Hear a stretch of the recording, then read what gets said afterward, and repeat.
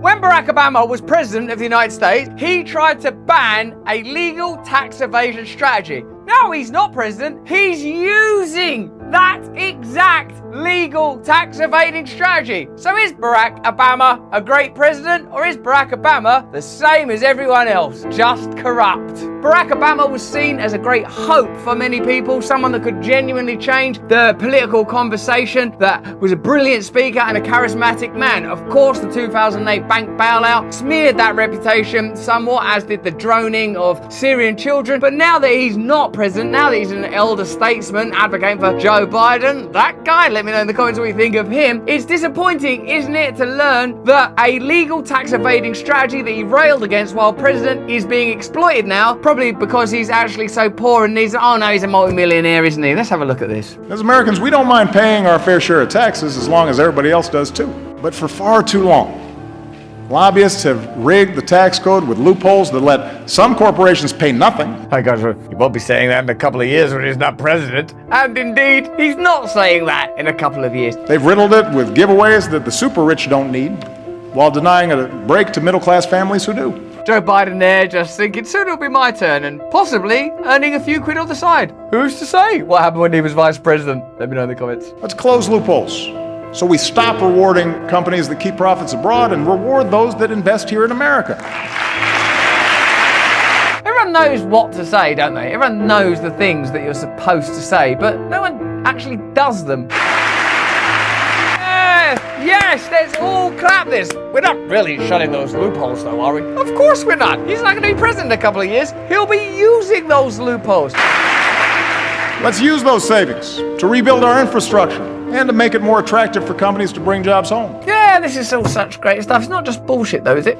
We need a tax code that truly helps working Americans trying to get a leg up in the new economy. I mean, everything's saying that's all sort of fantastic, but it might as well be theatre. When you look at it, actually, it is there, isn't it? People standing up and clapping, the flag hanging up there, career politicians just sat around, everyone's saying the stuff that they know they're supposed to say, everyone knowing that they're not going to actually do anything about it. It's become more and more meta, because in that one, Barack Obama was actually defining the situation. I mean, you know, I'm sick and tired of, like, presidents saying this stuff, and then when they retire from office, going on to exploit those loopholes and give speeches where they earn millions of dollars. Barack Obama campaigned extensively during his presidency to eliminate the carried interest loophole, a tax strategy that allows billionaire investors to evade ordinary income taxes. There he was, just giving a brilliant speech about it. American families, hard-working, common decency. You heard it all before. Hedge funds and other private fund managers use this tax treatment to pay long-term capital gains of 20%, a rate that is almost half of what many working Americans pay.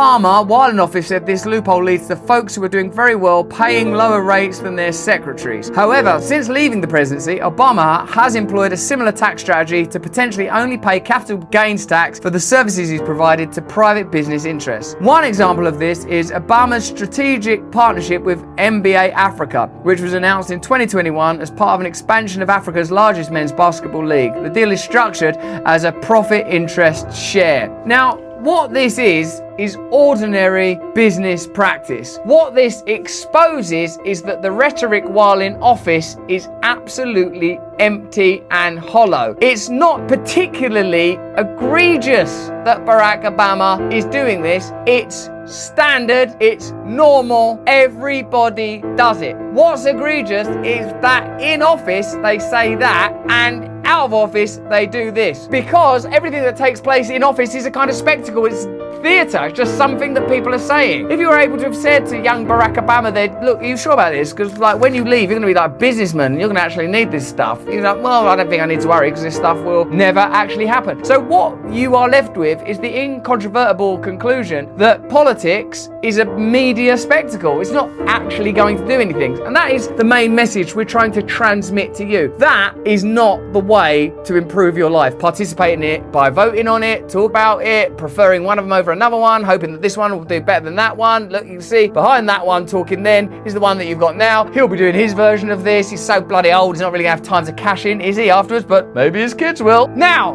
we have to fund ourselves not using profitable tax loopholes because we just can't afford the accountant. The favourable tax treatment of money earned through a profit interest arrangement resembles the carried interest loophole which hedge funds and private equity executives used to pay a capital gains tax rate on multi-million-dollar compensation packages that is often lower than the rate paid by middle-class workers earning salaries. How outrageous that people can be persuaded to spend their time criticising and condemning other people in the same economic class as them in favour of lobbying for, ideologically at least, the interests of elites on either party who ultimately, as we have now seen, will do nothing, because I don't think Trump did anything about this either, close the loopholes that they benefit from when their allegiance to their economic class is resumed after their brief theatrical turn as president. Obama pushed multiple times during his presidency to eliminate the carried interest loophole, which he condemned as a giveaway to the super rich. But did he really? Or was it just some performance? Closing the carried interest loophole so that fund managers' earnings would be taxed as ordinary income was a prominent feature in Obama's budget request to Congress, as well as during public speeches and his re-election campaign. And I think that's what's significant, is rhetorically it's effective. It didn't make it, did it? It didn't get done, did it? Was it ever meant to get done? In 2012, Obama even ran television advertisements criticising Mitt Romney for his use of the carried interest tax provision during Romney's career as a private equity executive. In the ad, the narrator claimed Romney used every trick in the book. Tax havens, offshore accounts, carried interest.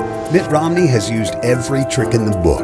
In a way as well though, like, I don't want to pay tax, do you? Do you trust the government? Do you like the government? Do you want to give them your money so they can go bomb some foreign land or do deals with medical healthcare providers that'll rip you off, or weapons manufacturers? The morality around tax for me is out the window. I would like to pay tax directly to the community that I live in, to elective concerns and interests that you, through consensus, determine and vote on and allocate your taxes to. I don't trust them to decide it anymore. This is what happens when your government is completely bereft of all authority. Say in our country, oh, well, what about nurses? They're not paying nurses enough. What about teachers? They're not paying teachers enough. What about railroad workers? Anyone who's doing anything. Anyone that you'll trot out during a pandemic to say, hey, come on, these people are heroes. When it comes to it, when it comes to paying them, you'd rather use the money to buy up your private data, to funnel into Raytheon and Lockheed Martin, to funnel into Big Pharma, to give themselves bonuses. You know how this stuff operates now, so there's no morality around taxes anymore. Asked whether the business arrangement violated the principles Obama professed to support as president, a spokesperson for Obama's office declined to comment, because there's nothing you can say, because the answer is yes, of course it does. But those principles were meaningless because it was just a performance. Over the last 7 years, the Obamas have accumulated a vast fortune through glitzy content production deals with Spotify, Netflix and Amazon. Book sales and speaking fees to banks and trade groups have also generated millions of dollars. Obama's newfound personal fortune has vaulted him into the upper echelons of American wealth. The Obama family is reportedly building several houses on a plot of beachfront Hawaiian property purchased by close friend Marty Nesbitt, the chief executive of Vistria Group, a Chicago-based private equity firm. How then can you spend any time engaging in the discourse about the differences between the various figures that occupy these apparent political movements? It's simply sort of a theatre troupe. It's just casting, really. Oh, this one's good, he's charismatic, stick him out there for a while, he'll do all right, then afterwards he'll do what they always do. No one has got the tenacity, the personal moral fortitude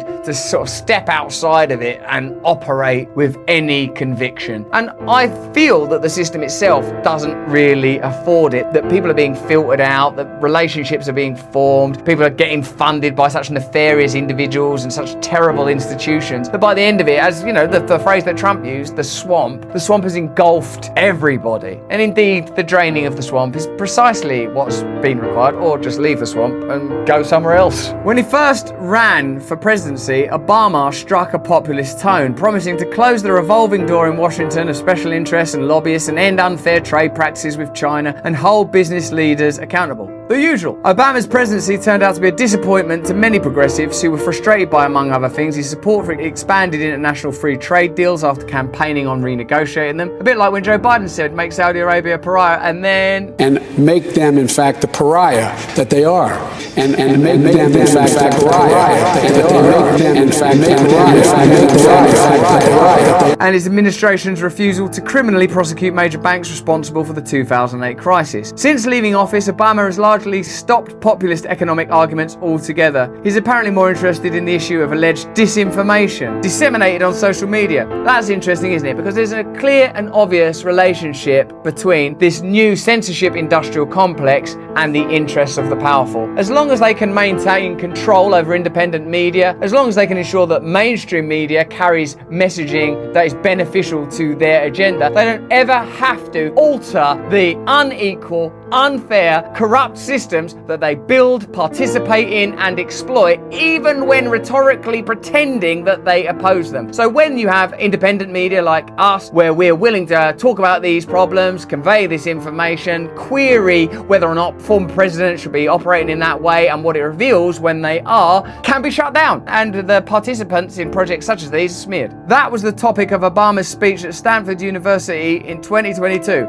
As well as the focus of the Obama Foundation's inaugural Democracy Forum Summit last November, Obama made no mention of the carried interest loophole or any tax justice issues during either public address. So, when he was in a position where he could have but didn't do anything about it, he spoke about it. Now he's in a position to exploit it, he doesn't mention it. So, I don't know, is that less hypocritical or? The carried interest loophole has remained vexing for multiple administrations. On at least one occasion, former President Donald Trump rallied against the loophole on the campaign trail, but he never invested significant energy in eliminating it, sparing it in his far-reaching tax cut legislation in 2017 and creating a new path for high-income earners to avoid top income tax rates. President Joe Biden similarly promised to end the special tax treatment, but failed after fierce lobbying from the investment fund industry. Last year, as congressional negotiators hashed out the final stages of the Inflation Reduction Act, the loophole's closure appeared imminent. But last-minute lobbying blitz from the American Investment Council, which represents leading private equity and hedge funds, along with the pressure from the real estate industry, convinced Senator Kristen Sinema of Arizona, an independent who identified as a Democrat at the time, to kill the measure. I'm a Democrat, I'm an independent. What do I need to do to be paid? Just shut down this bill. Then I'm that. In the end, Biden signed the legislation without any change to the carried interest tax rule. Here is another story that shows us the necessity of remaining mentally frugal, objective,